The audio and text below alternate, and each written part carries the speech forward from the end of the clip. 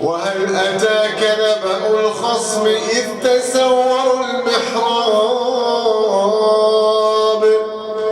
إذ دخلوا على داود ففزع منهم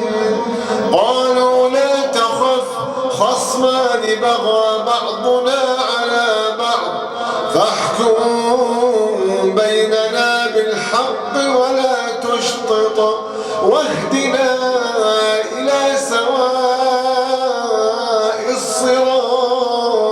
الصراط إن هذا أخي له 99 نعجة ولي نعجة واحدة فقال أكفلنيها وعزني في الخطاب قال لقد ظلمك بسؤال نعجتك إلى نعاجه وإن كثيرا من الخلطاء ليبغي بعضهم على بعض إلا الذين آمنوا وعملوا الصالحات وقليل ما هم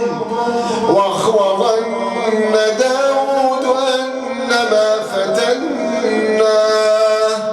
فاستغفر ربه وخر راكعا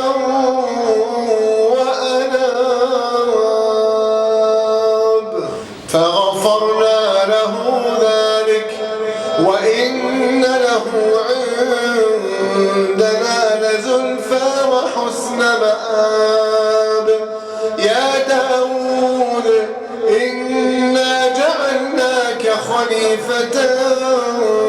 في الأرض فاحكم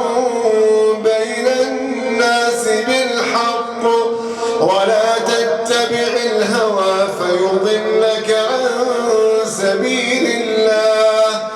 إن الذين يضلون عن سبيل الله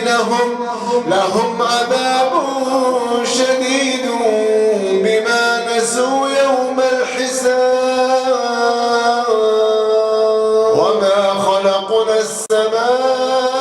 السماء والأرض وما بينهما باطلا ذلك ظن الذين كفروا فويل للذين كفروا من النار أم نجعل الذين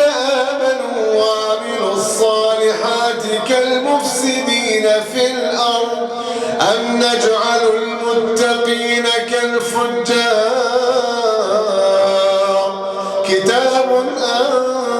أنزلناه إليك مبارك ليدبروا آياته وليتذكر أولو الألباب ووهبنا لداود سليمان نعم العبد إنه أواب إذ عرض عليه بالعشي الصافنات الجياد فقال إني أحببت حب الخير عن